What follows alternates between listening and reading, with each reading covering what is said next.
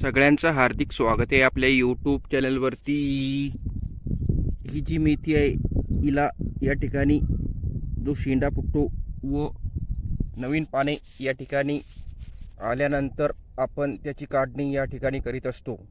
व्यवस्थित जर मेथी वाढली तर आपल्याला जुड्या बनवायला मदत होते। त्याचबरोबर जो घेणारा व्यक्ती आहे तसेच आपण जर घरी वापरत असू तरी सुद्धा व्यवस्थित भाजी करण्यासाठी मेथी या ठिकाणी तयार झालेली असते। म्हणून कोवळी स्वरूपात जर काढली तर आपल्याला या ठिकाणी तोटा होऊ शकतो, म्हणून तिची वाढ होणे आवश्यक आहे। ते सुद्धा ह्या ज्या मोठ्या वाढल्या आहेत त्याचबरोबर ही 2 पानावर आलेली आहे, ही काढणे आपण नंतर करू शकतो।